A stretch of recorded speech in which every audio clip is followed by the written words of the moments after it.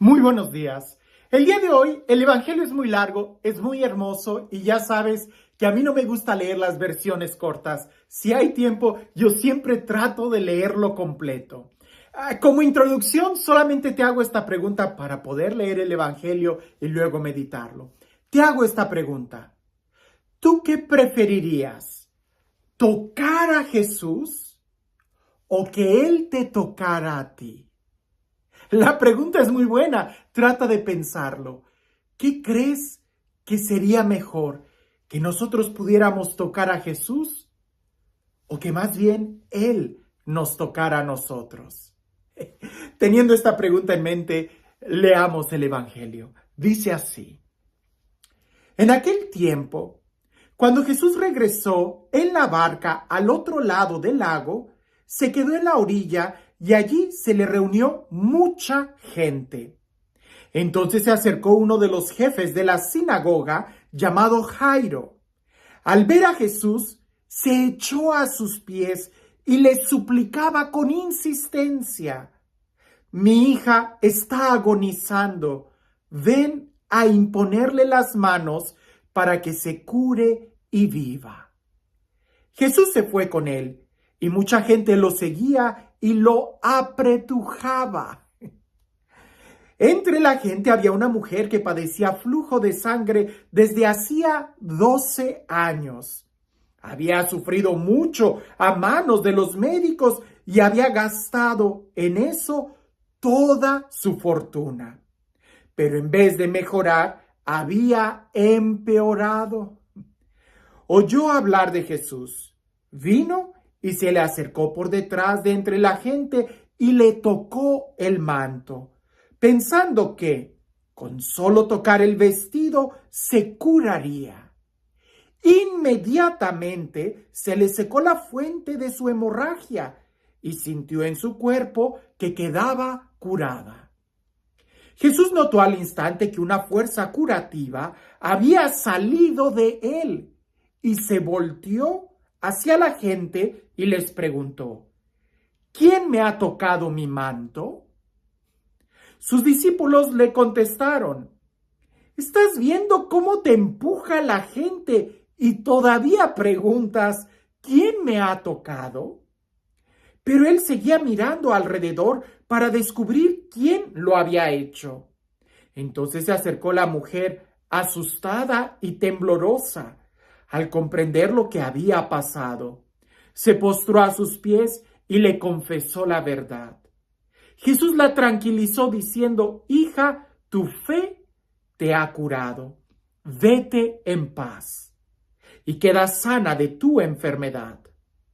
Todavía estaba hablando Jesús cuando unos criados llegaron de casa del jefe de la sinagoga para decirle a éste: Ya se murió tu hija. ¿Para qué sigues molestando al maestro? Jesús alcanzó a oír lo que hablaban y le dijo al jefe de la sinagoga: No temas, basta que tengas fe. No permitió que lo acompañaran más que Pedro, Santiago y Juan, el hermano de Santiago. Al llegar a la casa del jefe de la sinagoga, vio Jesús el alboroto de la gente y oyó los llantos y alaridos que daban. Entró y les dijo: ¿Qué significa tanto llanto y alboroto? La niña no está muerta, está dormida. Y se reían de él. Entonces Jesús echó fuera a la gente y con los padres de la niña y sus acompañantes entró a donde estaba la niña.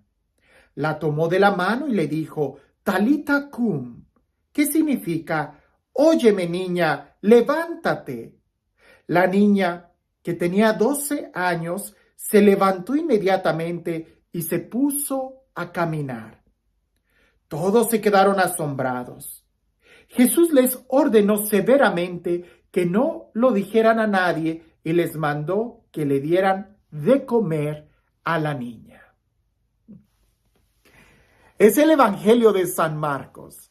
Y si tú has estado leyendo la Biblia en este reto de leer la Biblia en un año, Y has prestado atención en las introducciones que he dado sobre los evangelios, especialmente Mateo, Marcos, Lucas y Juan, te darás cuenta que este texto es claramente del evangelista San Marcos por la forma tan efusiva que habla y cómo él es capaz hasta de empalmar milagros y de poner muchos detalles en este milagro.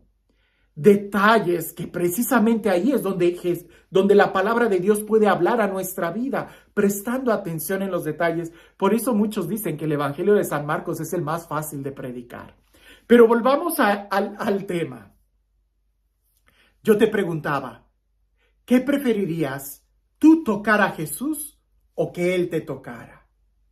En este Evangelio, la primera parte de este milagro, de la mujer hemorroísa que se acerca y toca el manto de Jesús y queda sana, vemos que son muchos los que están tocando a Jesús. Y me es tan cómico leer este evangelio porque me imagino a Jesús quizás, con todo respeto, por supuesto, ¿verdad? Me lo imagino como una estrella de rock o algo así donde todo el mundo quiere tocar a Jesús y lo están apretujando, dice el evangelio. Y él se abre paso entre toda la gente. Todos lo tocan,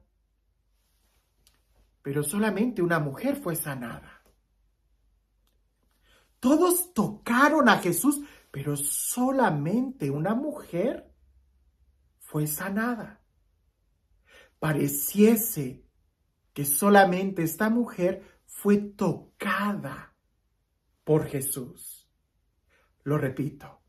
Todos estaban manoseando a Jesús, que cuando él dice, ¿quién me ha tocado? Pues los discípulos le dicen, maestro, ¿cómo que quién? Pues toda la gente te está apretujando. Y tú todavía preguntas, ¿quién me ha tocado? Pero él se voltea y empieza a preguntar, y me imagino que ahí se abre como un círculo, porque la gente debe haber pensado que él iba a empezar a enseñar. Pero él estaba interesado en quién era esa persona diferente a los demás. Diferente a los demás, porque los demás solamente tocaban el exterior. Pero esta mujer con su fe fue capaz de tocarlo a él. Y hay una gran diferencia entre tratar de manosear a Jesús y en tocarlo con fe. Y la forma en cómo el Evangelio nos narra la situación de esta mujer, cada detalle es una enseñanza profunda. Porque esta mujer padecía una enfermedad, flujo de sangre, que si leemos el Antiguo Testamento, el libro de Levíticos, nos vamos a dar cuenta que era una enfermedad que se consideraba hasta pecado. Y la gente que padecía de esta enfermedad no podía ser tocada por nadie porque también quedaban contaminados. Era una enfermedad a quien a ella la ponía en su religión en depresión, en su estado físico en depresión. Pues estaba enferma, en la sociedad en depresión, porque era pecadora, porque contaminaba a los demás. Y luego todavía ella había gastado todos sus bienes con muchos médicos que antes de mejorarla, la iban dejando peor. Si ella hubiera ido a Jesús desde el principio, pero quizás no había ido porque todavía tenía fe y esperanza en otros doctores. Y ha de haber dicho, no, pues yo voy al final con Jesús, ¿verdad? O, ese quién sabe si sane, pero aquel como que tiene más fama, como que es doctor. Quizás toda la gente que apretujaba a Jesús tenía un plan B. Si Jesús no me sana, me voy con aquel. Pero en cambio, esta mujer ya lo había perdido todo. Esta mujer ya no tenía un plan B. Su única esperanza era Jesús. Antes, pues ella había recorrido muchos doctores. Antes ella tenía dinero para ir con otros, pero ahora ya no tenía doctores, ya no tenía dinero. Solamente le quedaba a Jesús y encontró lo que buscaba, la salud. Lo mismo sucede cuando nosotros realmente somos capaces de entender esto. Porque muchos van a misa diciendo, pues total, si está medio aburrido me voy al plan B, me voy. Ahora sí que como si fuera un restaurante, si no me gusta el restaurante de lujo, me voy por la fondita, ¿no? Y somos capaces de cambiar un Ferrari por un Twingo, no sé qué dicen, un Rolex por un Casio, o qué sé yo, como sea. terminamos cambiando lo mejor a Jesús por otras cosas. Mientras tú siempre tengas un plan B, terminarás echando a perder lo más importante. Si esta mujer hubiera ido a Jesús desde el principio con esa fe firme, no hubiera malgastado su vida, su tiempo, ni su dinero. A veces nosotros tenemos que tocar fondo para darnos cuenta de quién es Jesús. Por eso muchos dicen, se acercan a la iglesia ya cuando son viejitos. Y no sé si te das cuenta, pero en las iglesias o son muy niños o ya son viejitos. Pero mientras somos, me incluyo, mientras seamos jóvenes, no, la iglesia no es para mí. Hasta que malgastes todo, es cuando te vas a dar cuenta que es precisamente Dios el que llena tu corazón. No esperes a un accidente, a una desgracia, a una enfermedad para poder acudir a Dios y darte cuenta que es Él a quien necesitas. Fuera de Él, lo único que hacemos es malgastar el tiempo, el dinero y la vida. Si esta mujer hubiera ido al principio y si todos los que tocaban a Jesús tuvieran esa misma fe, otra cosa sería. Muchos manosean a Jesús. Y pregúntate esto, ¿no será que también nosotros el día de hoy manoseamos a Jesús porque tenemos otro plan? Porque nuestro plan no es el plan de Dios. Porque todavía no nos rendimos totalmente a la voluntad de Dios. Porque quizás no tenemos fe y vamos a manosear, es decir, por tradición, por cultura, para que me vaya bien, por superstición, en lugar de realmente ir al encuentro de un Dios que nos ama. Esta mujer ya cuando lo había perdido todo, fue con esa fe y lo encontró. Esto es muy importante, porque tocar a Jesús no es manosearlo, tocar a Jesús significa ser tocado por Él. Tocar a Jesús es de que te expongas a que Él cambie tu vida. Y para eso hay que rendirnos. La escena que sigue, el milagro que sigue, cuando Jesús entra a esta casa y que ve todo el llanto, todo el lamento porque había muerto esta niña, Jesús se acerca con optimismo. ¿Por qué lloran? La niña no ha muerto. Y se ríen de Él. Y lo que sigue es impresionante, porque Jesús no entra a esa casa, sino hasta que todos salgan. Los que lloran, los incrédulos, los que hacen alboroto, los que se burlan, hasta que todo eso salga, Jesús entra y el milagro sucede. Lo mismo podemos pensar en nuestro corazón. Jesús no va a entrar a nuestro corazón. Jesús no nos va a tocar, no nos va a sanar hasta que nosotros saquemos de nuestro corazón todo lo que es contrario a Dios. Hasta que saquemos el pecado, hasta que saquemos los malos sentimientos, los rencores, la angustia, la envidia, hasta que saquemos la tristeza y que lo dejemos a Él entrar, es cuando entonces Él nos toca, nos levanta y nos sana. Y la última indicación, denle de comer, significa que para que nos mantengamos así, sanos, con vida, tenemos que alimentarnos. Y no estoy hablando del alimento material, sino del alimento que da vida eterna. La palabra de Dios, el cuerpo de Jesús. ¿Cómo te das cuenta qué es mejor?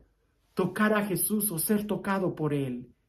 Las dos cosas suceden simultáneamente.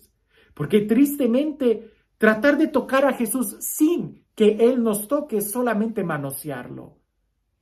Y Él querer tocarnos no lo va a hacer hasta que nosotros lo dejemos entrar. Y para que Él entre hay que sacar de nuestro corazón todo aquello que es contrario a Él.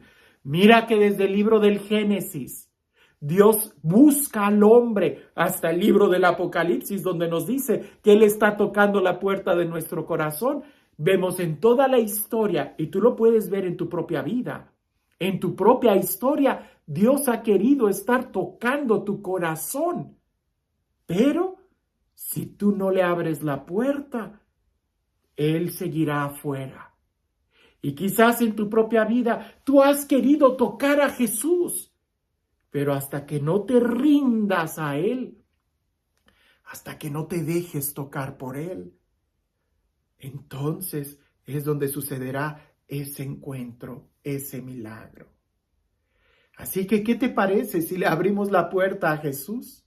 Lo dejamos entrar, que saque, que expulse de nosotros todo aquello que nos llena de tristeza.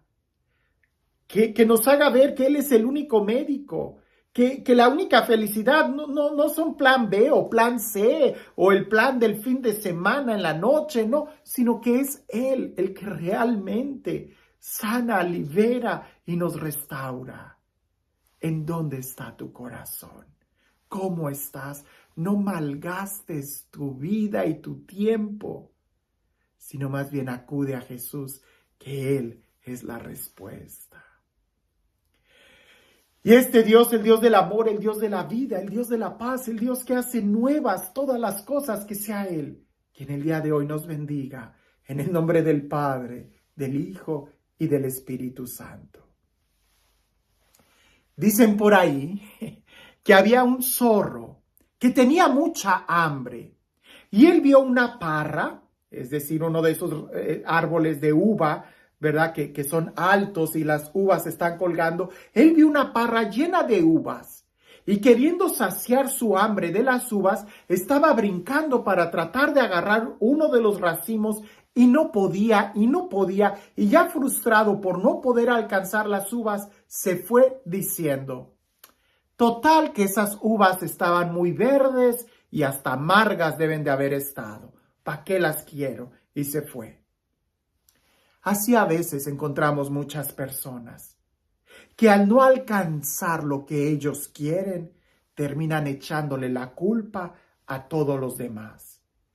Así hay muchas personas que al no alcanzar lo que ellos quieren y como ellos quieren, le echan la culpa a los demás en lugar de ver su propio corazón.